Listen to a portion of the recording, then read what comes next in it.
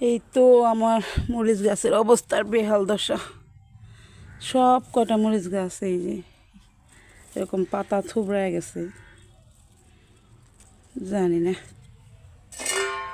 এটা কি বেশি পানি দেওয়ার কারণে হয় নাকি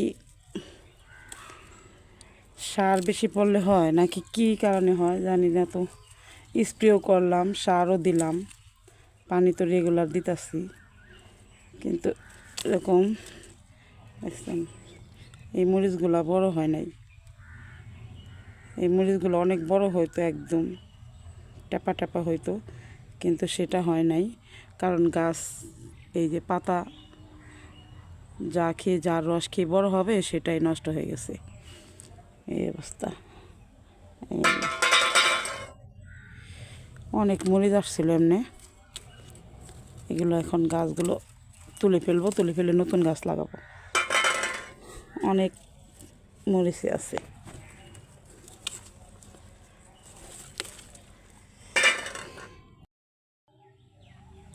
এই গাছটা তো মরেই গেছে, এই গাছে কোনো মরিচ আসে নাই, ফুল আসছিল। এই যে সব গাছে একই অবস্থা। কী অবস্থা বলেন তো, এত কষ্ট করে লাগাই যদি এরকম হয়ে যায় তাহলে কেমন লাগে।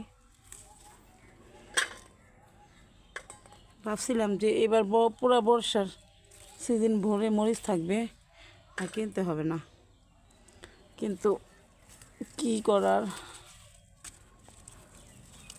প্রকৃতির সাথে তো কোনো জোর নাই। গাছ নষ্ট হয়ে গেছে।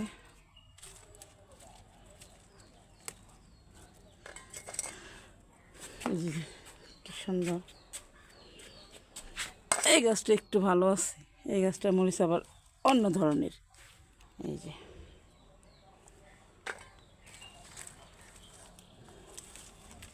কি সুন্দর যে লাগে।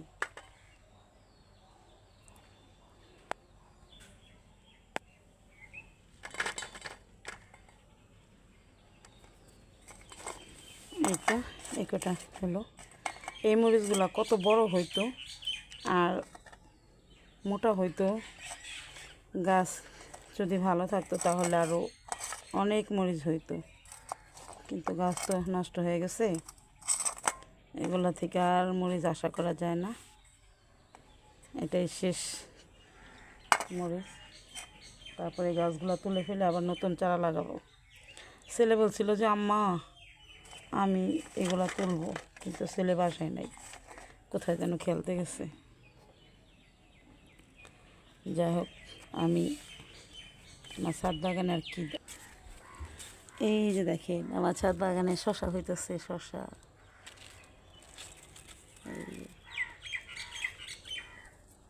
শশা গাছ লাগানো হয়েছে। এখন আমি যে বরবটি তুলব। পিঁপড়ায় নষ্ট করে ফেলায় সব কিছু। দেখেন তো কি অবস্থা।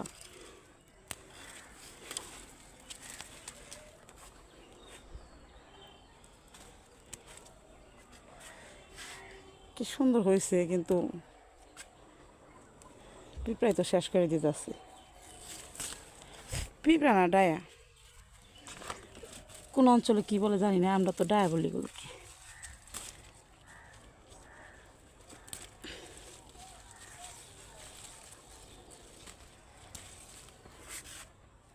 একদিনই বড় হয়ে গেছে, পরশু দিন তুলে নিচ্ছি।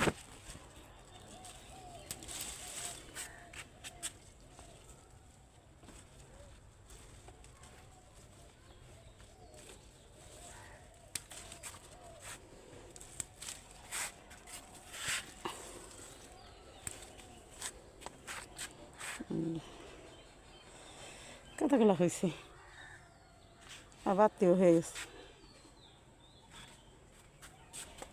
একটা পড়ছে।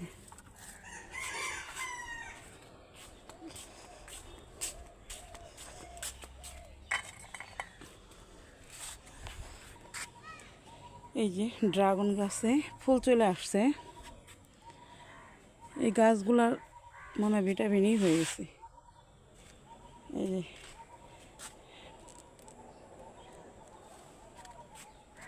জ্বর বাইরে গেছে, ভিটামিন নাই।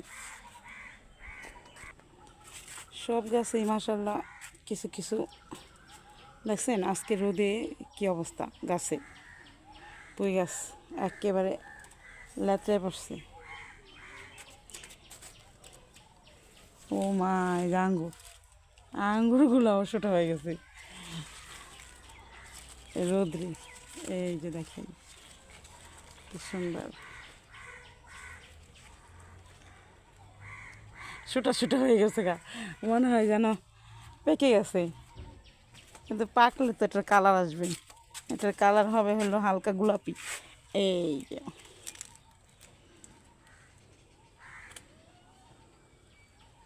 দেখতে পাচ্ছেন কি সুন্দর আসছে, মাশাল্লাহ ভালোই আসছে। ওই যে আমের অবস্থা, আমও কিছুটা হয়েছে নাকি।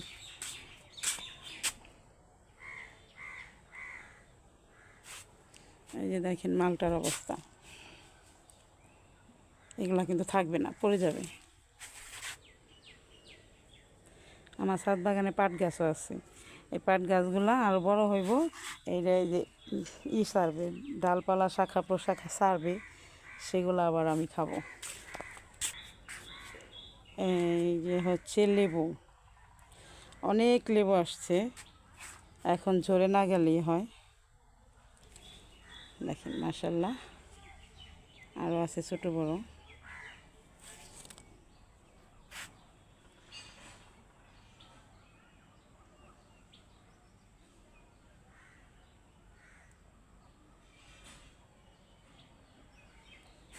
কি সুন্দর। এখন আমার ছাদ বাগানের মূল আকর্ষণ হলো, আমার কাছে যেটা মনে হয় আর কি, এই যে লাল আম। এই যে দেখেন এই যে পোকা দিয়ে যে এইগুলোতেই তো সব কিছু নষ্ট করে ফেলে। এই যে কী কয় এই ডায়াগুলো দেখছেন, লাল আম, এটা ভিতরও লাল, সবখানে লাল। ওই যে দুইটা, এই এই দুইটা, চারটা মারছে এবার। যাই হোক, এখন গাছে পানি দেওয়া হবে। এই যে বেগুন হয়েছে, বেগুনও ছিঁড়ে নিয়ে যেতেছে, কারণ অতিরিক্ত রৌদ্রের কারণে এগুলো না অল্প বয়সেই বাতি হয়ে যায়।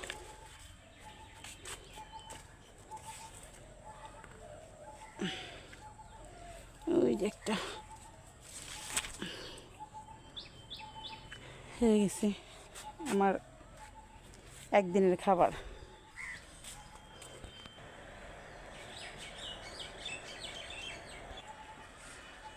দেখেন আজকের ওয়েদারটা কত সুন্দর, আকাশ একদম রোদোজ্জ্বল, কি একদম নীল, কি সুন্দর লাগে।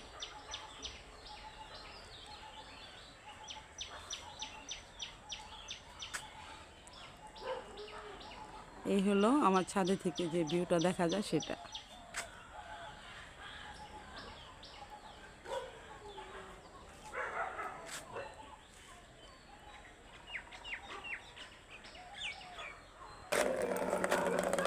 এই যে আমি বালতি পেতে রাখছি, গাছে এখন পানি দেব, কারণ অনেকদিন হয় গাছে পানি দেওয়া হয় না। বৃষ্টিতে গাছের গুঁড়া সব ভিজা ছিল, আজকে রোদ্রে সব শুকায় গেছে। দেখেন কী অবস্থা গাছের গুঁড়া, আজকে পানি দিতে হবে। একটা দিন ভালোই ছিলাম।